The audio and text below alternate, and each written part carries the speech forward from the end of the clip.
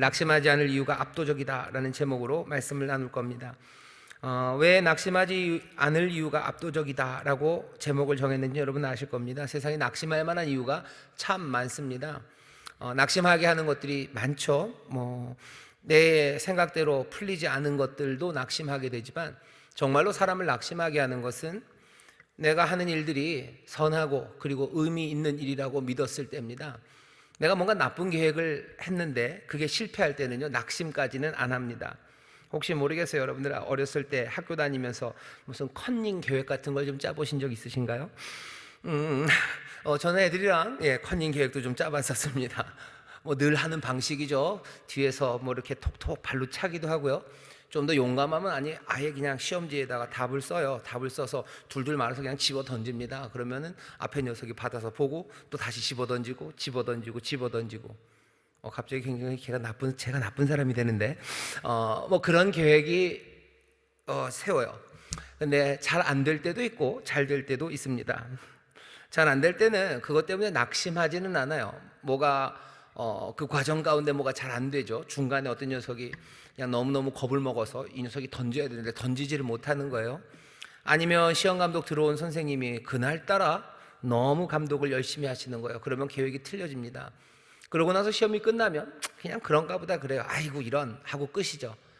나쁜 계획 아니면 뭐가 좋지 않은 생각들, 좀 가벼운 것들은요, 그것들이 실패해도 그냥 그렇습니다. 하지만 정말로 의미 있는 일들, 내가 정말로 선한 것들을 꿈꾸고요, 정성을 다해서 내 삶을 다 들여서 정말로 이건 내 삶을 다 드릴 만한 거다라고 생각하고 힘을 다하고 마음을 다하고 성품을 다해서 선한 일을 위해서 애를 썼는데 그것들이 틀어지기 시작하고요, 그리고 그것들이 내가 기대했던 결과에 그냥 살짝 못 미치는 게 아니라요, 정말 말도 안 되는 방식으로 못 미치고, 또 게다가 그 선한 수고가 사람들에게서 오해받고 또 무시당하고 그리고 짓밟힐 때는 낙심됩니다.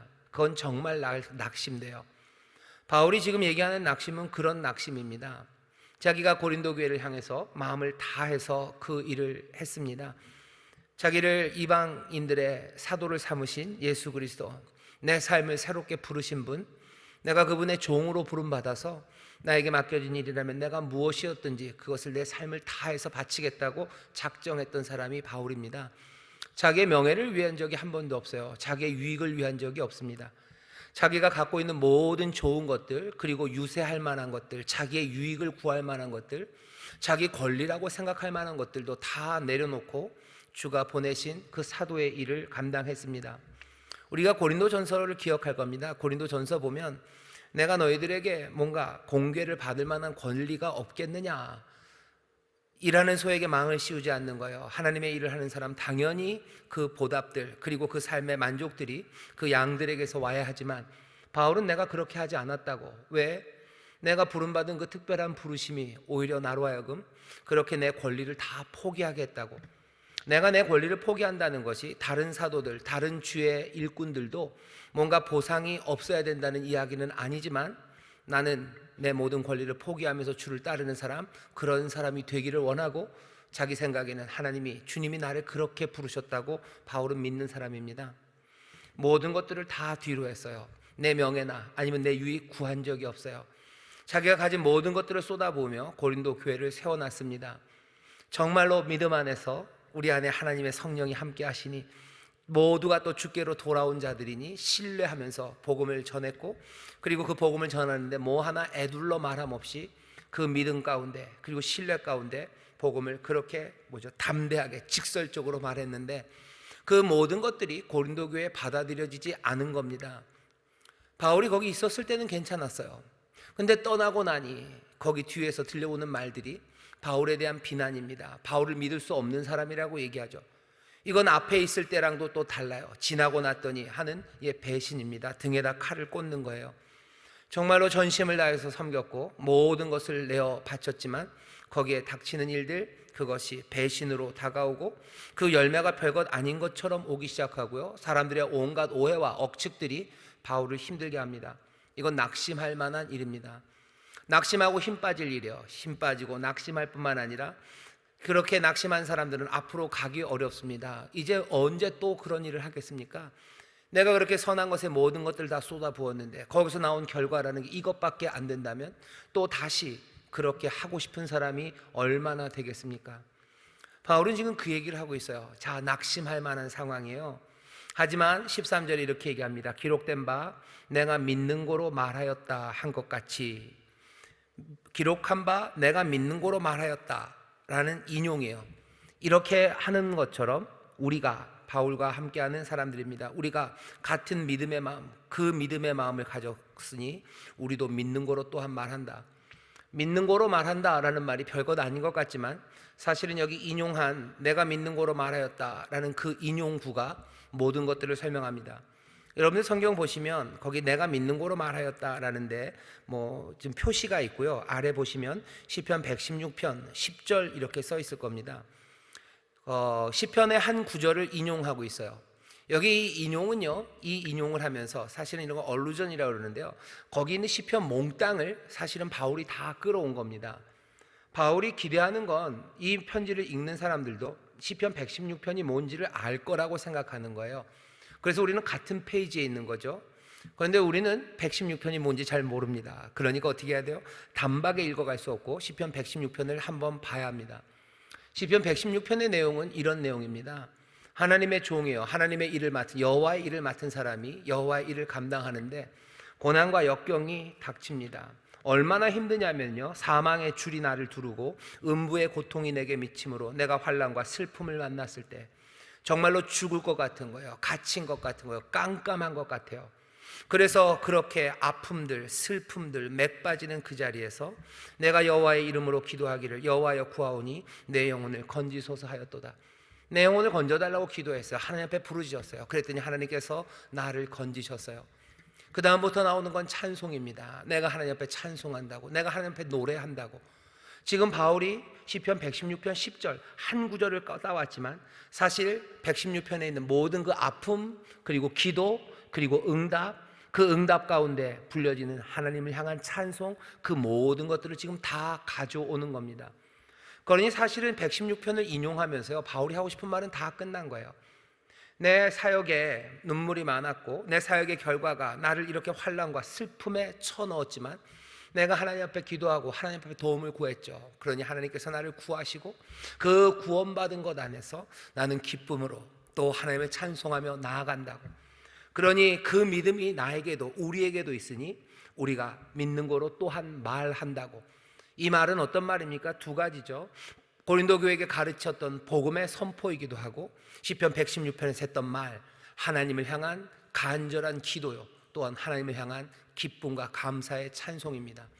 내가 믿는 거로 기도할 거예요. 내가 또 주를 찬송할 거예요. 내가 그 믿음이 있으니 멈추지 않고 나에게 맡겨주신 말하라는, 복음을 담대함과 자유함으로 전하라는 그 일, 내가 그 일을 하겠다고 하는 겁니다. 시편 한 절이 인용이죠. 인용하면서 그 모든 것들을 따오는 겁니다. 여러분들도 이런 것들에 조금 익숙해지셔야 돼요. 특별히 바울이 쓰는 편지들 중에서도 무슨 로마서나 이런 거 보면 이해하기가 어려운 게요, 몇 구절, 몇 단어들을 얘기하는데 그냥 그 몇 구절, 몇 단어를 그냥 사전에서 찾는 방식으로 그 의미를 깨닫는 것이 그 전체 맥락을 이해하는 데 크게 도움이 안 됩니다. 보통은 그 단어들 아니면 그 문구들 아니면 그 구문이 사실은 바울이 어느 거 하나를 지금 다 끌어오고 있어요. 얼루전입니다. 그걸 암시하고요, 그 내용 전체를 그냥 다 끌어오죠. 보통 로마서가 끌어오는 것은 신명기 그리고 시편에 있는 말씀들을 훅훅 끌어옵니다. 사실은 이 신약에 있는 꽤 많은 인용들이 신명기와 시편에 집중되어 있어요. 그리고 이사야죠. 그러니까 우리가 구약 성경에서 신명기, 시편, 이사야를 좋아하는 이유는 다른 이유가 아니고 여기 신약에 있는 꽤나 많은 성경 구절들이 거기를 인용하기 때문입니다. 우리도 이런 것들이 뭔지 알아요. 여러분도 한번 이런 거 한번 들어보시죠. 그냥 식구처럼 만들어 볼까요? 내가 들고 있는 바구니, 거기에는 진달래꽃이 한가득 있습니다 라고 한마디를 하면요, 사람들은 뭘 생각해요? 그냥 김소월의 진달래꽃입니다. 이 바구니를 들고 있는 여자는 지금 뭘 할 것 같은 걸 알아요? 나보기가 역겨워 가실 그 임 앞에서 진달래꽃을 뿌릴 준비가 돼 있는 사람, 그 슬픔과 그리고 그것들 이겨내기 위해서 몸부림치는 여자라는 걸 그냥 압니다. 여기 믿음으로 내가 말했다라는 것도 그런 거예요. 시편 116편을 제가 읽는 게 도움이 될 겁니다. 한번 읽어 드릴게요. 바울이 지금 우리에게 전하려고 하는 그 정서가 뭔지 여러분들 한번 보시죠. 시편 116편입니다. 여호와께서 내 음성과 내 간구를 들으심으로 내가 저를 사랑하는도다. 그 귀를 내게 기울이셨으므로 내가 평생에 기도하리로다. 사망의 줄이 나를 두르고 음부의 고통이 내게 미침으로 내가 환난과 슬픔을 만났을 때 내가 여호와의 이름으로 기도하기를 여호와여 주께 구하오니 내 영혼을 건지소서 하였도다. 여호와는 은혜로우시며 의로우시며 우리 하나님은 자비하시도다. 여호와께서는 어리석은 자를 보존하시나니 내가 낮게 될 때 나를 구원하셨도다. 내 영혼아 내 평안함에 돌아갈지어다. 여호와께서 너를 후대하심이로다. 주께서 내 영혼을 사망에서 내 눈을 눈물에서 내 발을 넘어짐에서 건지셨나이다. 내가 생존 세계에서 여호와 앞에 행하리로다. 내가 믿는 고로 말하리라. 내가 큰 곤란을 당하였도다. 내가 경겁 중에 이르기를 모든 사람은 거짓말장이라 하였도다. 여호와께서 내게 주신 모든 은혜를 무엇으로 보답할꼬. 내가 구원의 잔을 들고 여호와의 이름을 부르며 여호와의 모든 백성 앞에서 나의 서원을 여호와께 갚으리로다. 성도의 죽는 것을 여호와께서 귀중히 보시는도다. 여호와여 나는 진실로 주의 종이요 주의 여종의 아들 곧 주의 종이라. 주께서 나의 결박을 푸셨나이다. 내가 주께 감사제를 드리고 여호와의 이름을 부르리이다. 내가 여호와의 모든 백성 앞에서 나의 서원을 여호와께 갚을지라. 예루살렘아 네 가운데서 여호와의 전정에서 내가 갚으리로다. 할렐루야.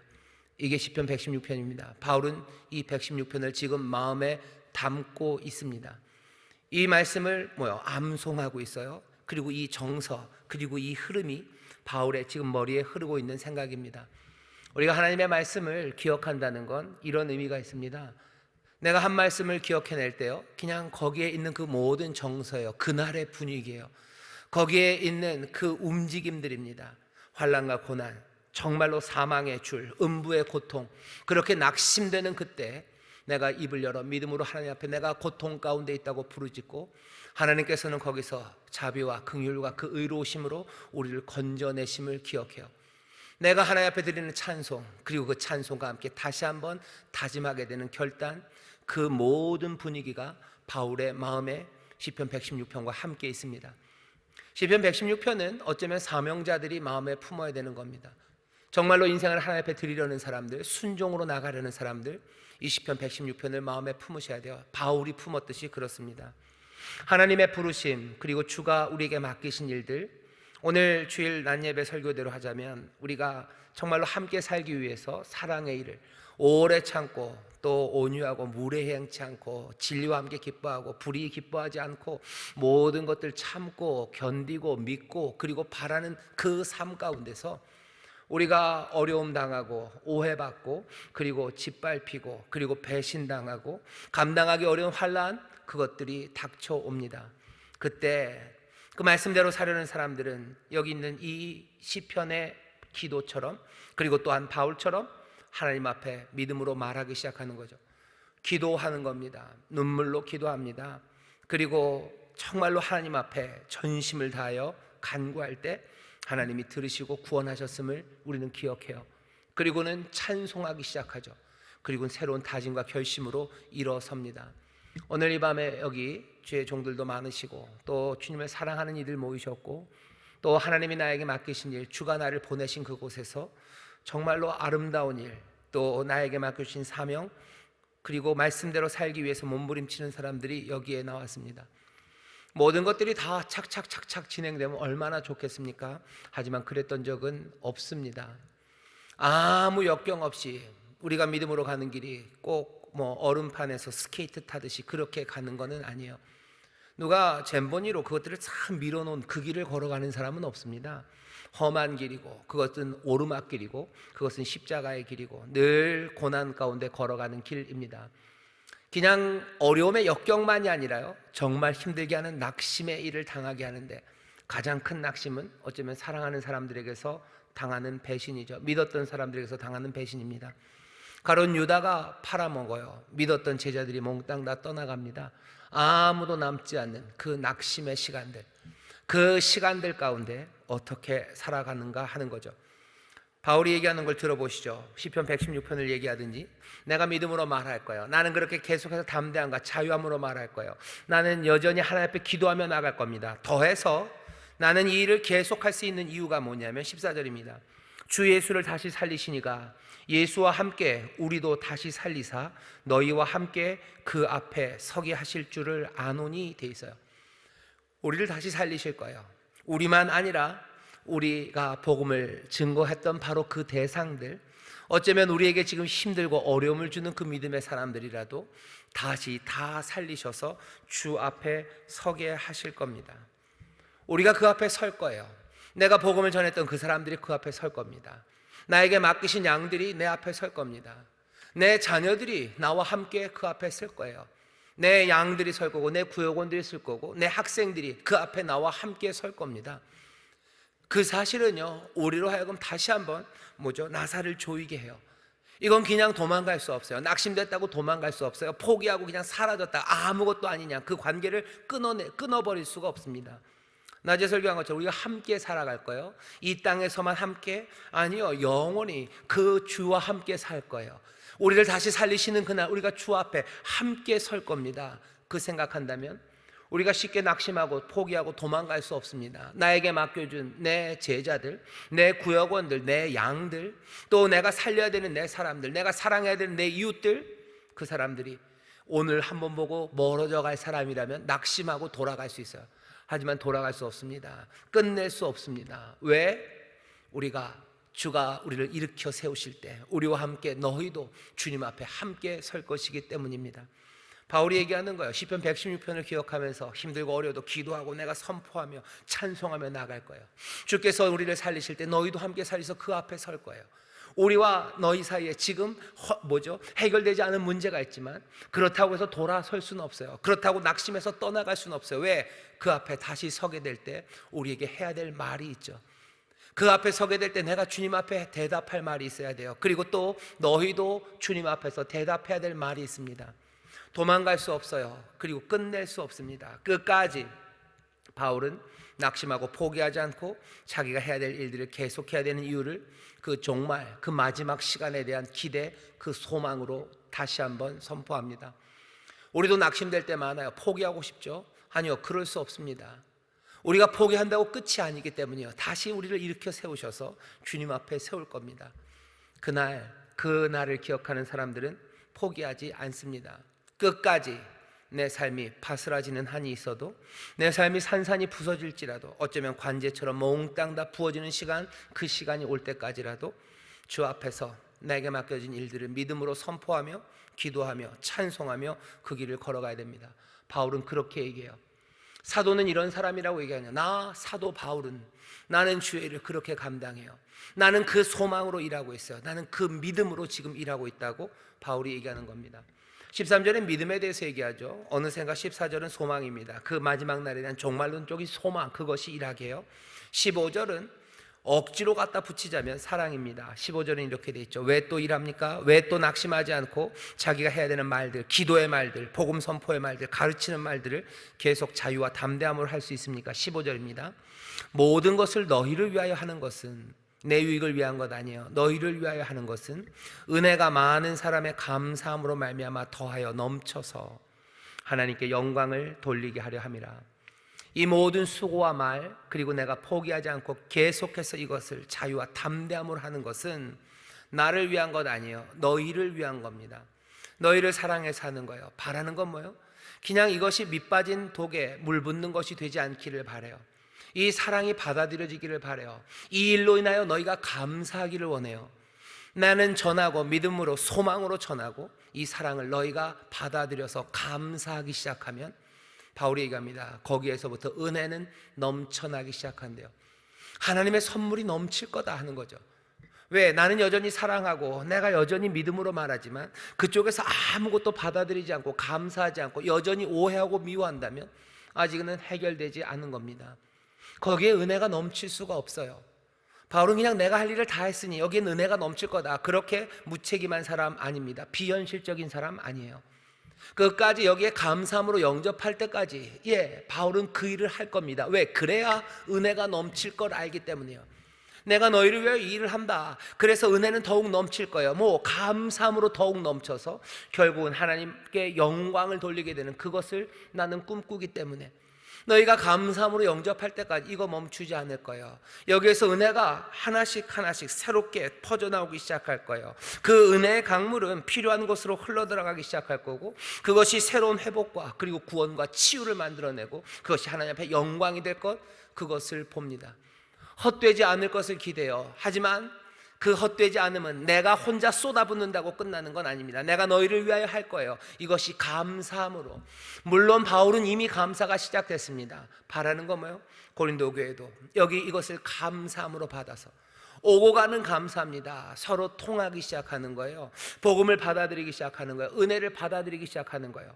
그 감사가, 나의 감사가, 내가 감사로 너희를 위하여 하는 모든 일들이 너희에게도 감사가 되어서 은혜는 점점 넘치고 하나님의 선물과 능력은 점점 흘러 넘쳐서 필요한 이들, 그리고 깨진 삶, 그곳으로 흘러들어가 위로하고 하나씩 일으켜 세우고 새 생명의 꽃을 피워낸, 그래서 하나님 앞에 영광을 올려드리게 하는 것, 그 꿈을 나 바울은 놓고 있지 않다고.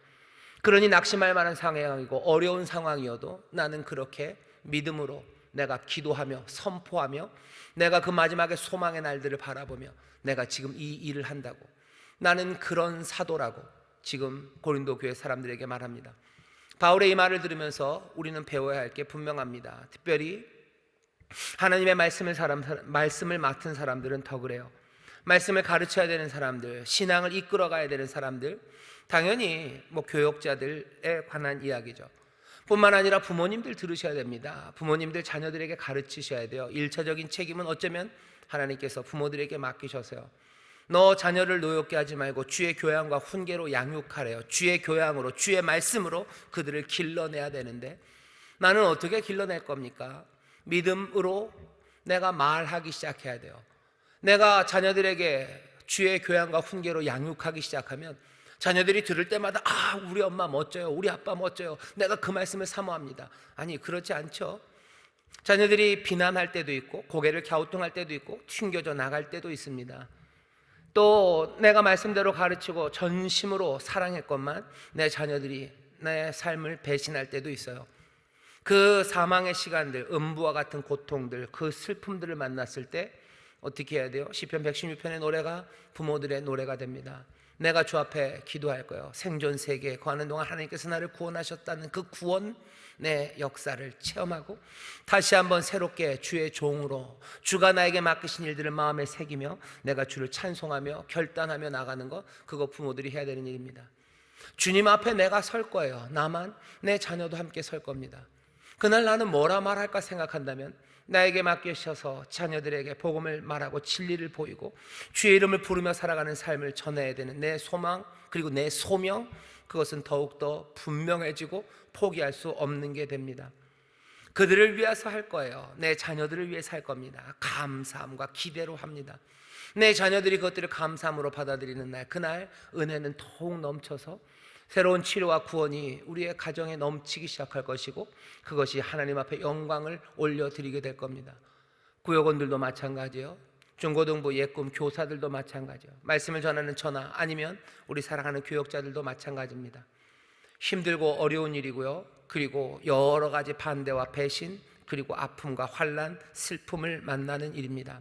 하지만 다시 한번 시편 116편의 그 흐름들, 그리고 마지막 날 주 앞에 우리가 함께 설 것에 대한 소망들, 여기 감사함으로 하는 일이 감사함으로 받아들여지기 시작할 때, 이 교통함이 있을 때 우리 가운데 은혜는 넘치고 하나님의 영광이 가득할 이 귀한 꿈들, 이 귀한 약속을 붙잡으며 우리가 해야 될 일들을 낙심하지 말고 하나씩 하나씩 성실하게 감당해 나가야 합니다.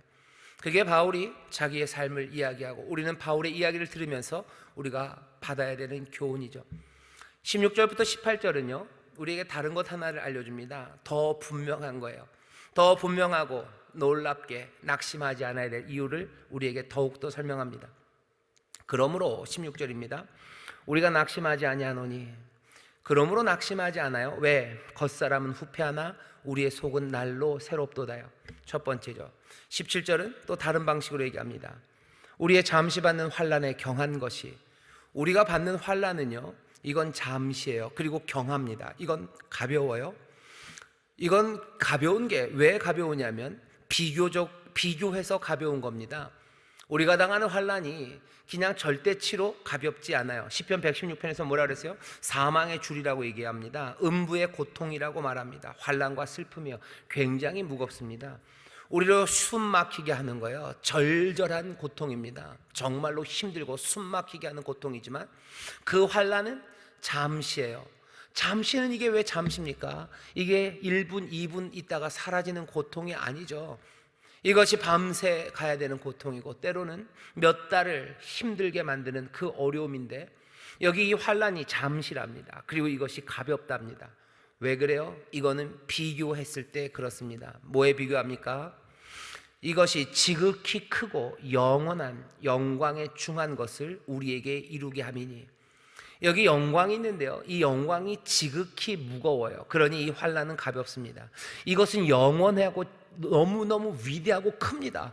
그러니 여기 있는 이 고난, 이 환난은 잠시, 그리고 가볍고 작은 것처럼 보여집니다. 오히려 이 환난이 우리에게 이 영광에 이르게 할 겁니다. 그게 바울이 말하는 거예요.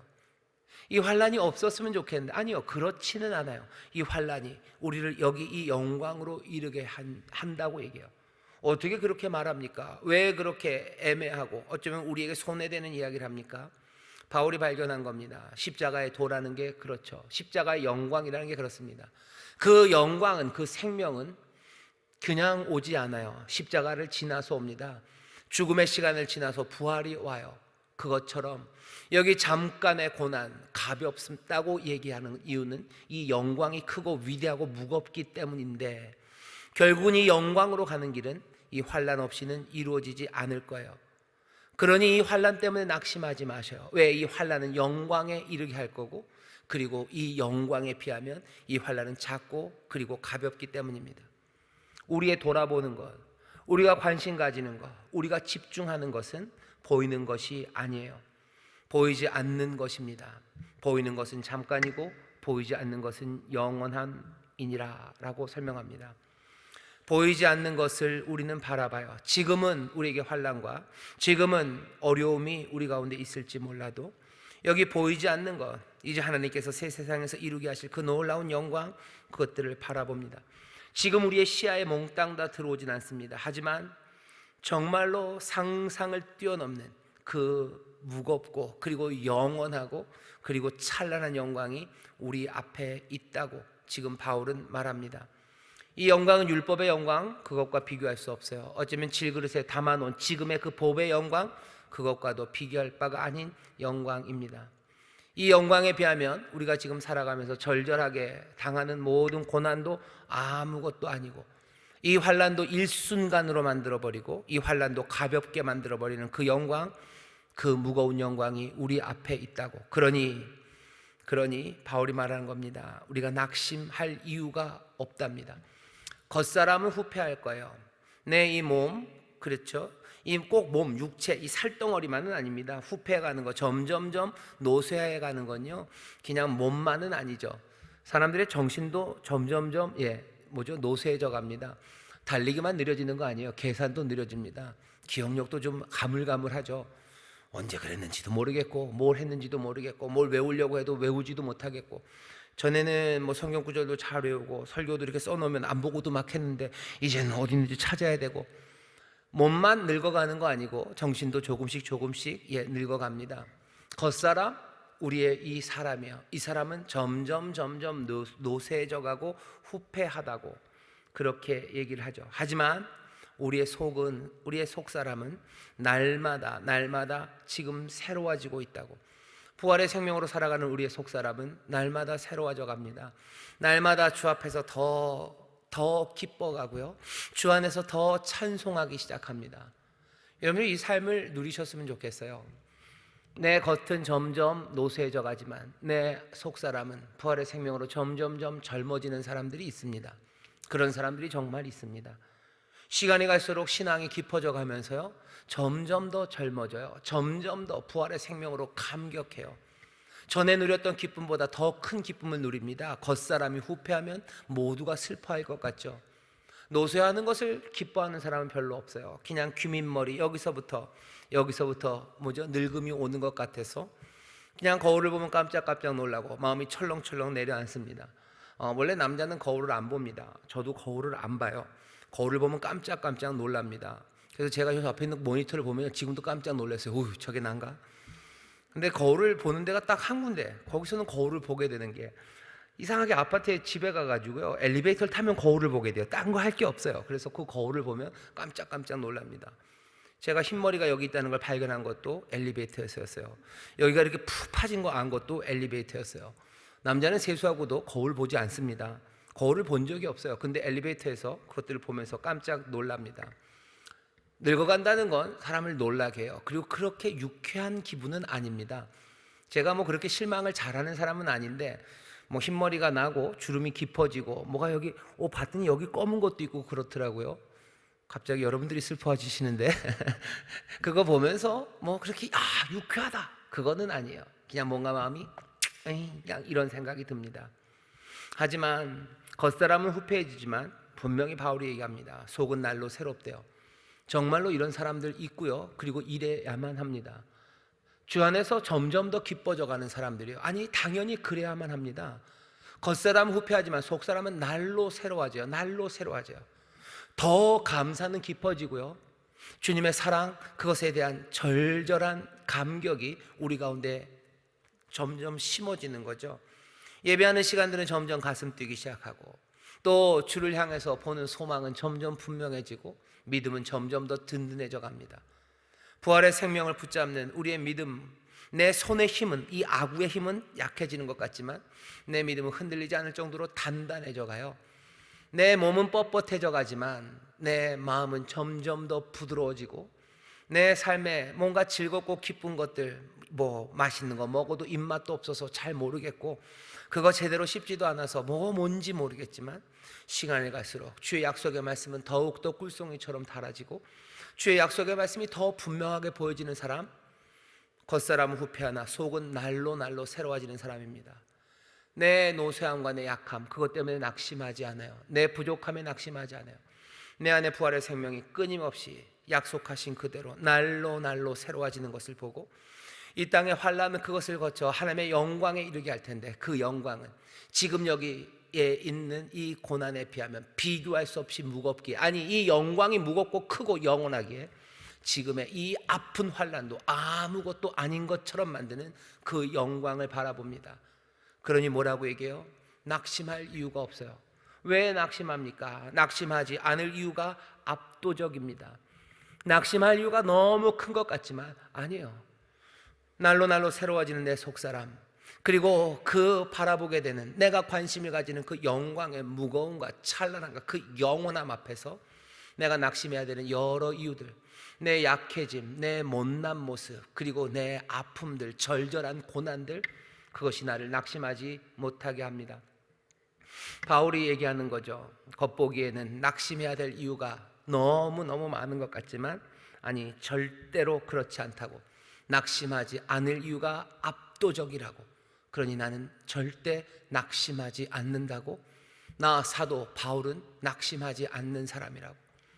오늘 우리가 이 말을 함께 듣습니다. 그리고 우리는 어떻게 해요? 바울의 그 말에 우리도 아멘이라고 대답합니다. 우리에게도 낙심할 만한 것, 우리의 겉사람을 보면 정말로 낙심할 것 투성인 것 같지만 우리도 절대로 낙심하지 않아요. 왜? 낙심하지 않을 이유가 우리에게도 압도적으로 많기 때문입니다. 우리의 겉사람 후패가나 우리의 속은 날로 날로 부활의 생명으로 새로워져 가고 이 환난과 어려움을 지나서 그 영광에 이를 것을 알기에 우리의 모든 관심은 그 영광에 가 있습니다. 그러니 여기 있는 이 환난은 가볍고 그리고 이것들은 잠시뿐인 것으로 보입니다. 하나님의 일을 맡은 사람들 믿음으로 말할 거예요. 주 앞에 서는 그 소망으로 더 뜨겁게 사명 감당할 겁니다. 이것이 감사함으로 진행될 때 내 만족이 아니라 그들을 위하여 감사함으로 사랑함으로 이 일을 할 때 그들도 감사함으로 받아 은혜의 충만함, 그리고 그 은혜로 말미암아 놀라운 기적과 생명의 역사, 그것으로 하나님 영광 받으실 그 영광이 놀랍기에 내가 낭실 가운데도 믿음으로 기도하며 소망으로 하는 모든 수고가 나로 하여금 낙심 대신에 그 영광을 바라보게 합니다. 여기 하나님의 뜻대로 살아가는 사람들, 주님이 맡겨주신 그 일들을 수고하며 감당하시는 분들 있으셔요. 낙심할 만한 여러 가지 것들이 우리 가운데 다가올 때 여러분들 바울이 시편 116편을 기억하듯이 여러분들 시편 116편과 함께 여기 고린도서 4장 13절부터 18절의 이 말씀을 기억하십시오. 내가 믿음으로 말한다. 내가 믿음으로 말한다. 내가 주 앞에 설 것이다. 하나님의 영광, 그 은혜의 풍성함이 이제 감사함 가운데서 이룰 것이고, 그 영광 앞에 우리의 모든 환난, 그것들은 아무것도 아니니 내가 낙심할 이유가 없다고 하나하나 툭툭 털고 일어서는 하나님의 사람들, 그렇게 주님 닮아가는 여러분 되시기를 주의 이름으로 축원합니다. 예수님도 그렇게 하셨어요. 낙심할 이유가 얼마나 많습니까? 하지만 낙심하지 않으십니다. 겟세마나에 거기에서 낙심하지 않으셨어요. 모두가 도망갈 때 낙심하지 않으셨어요. 베드로가 배신하는 그 말을 할 때 예수님 낙심하지 않으셨고, 얻어맞을 때 낙심하지 않으시고, 못 박힐 때 낙심하지 않으시고, 끝까지 낙심하지 않으시고 다 이루신 우리 주님이십니다. 낙심하지 않을 이유가 압도적입니다. 그리스도의 사람들 절대 낙심하지 않습니다. 믿음은 뒤로 물러나는 거 아니에요. 침륜에 빠져 뒤로 물러나는 것 아니고, 믿음의 사람들은 정말로 상 주시는 이를 믿으며 앞으로 나아가는 사람들입니다. 믿음으로 나아가시고 소망 가운데 나아가시고, 그리고 또 하나님의 놀라운 영광, 그것들을 바라보며 함께 앞으로 나아가는 저와 여러분 되시기를 주의 이름으로 축원합니다. 기도하겠습니다. 하나님, 선한 일을 하다가 아버지 하나님 어려움 당하면 낙심하기 쉽습니다. 아버지 하나님, 그럴 때 깨어지는 마음들을 우리가 압니다. 산산이 부서진 마음들을 압니다. 주워 담을 수도 없고 지쳐버리는 상황이 뭔지 우리가 압니다.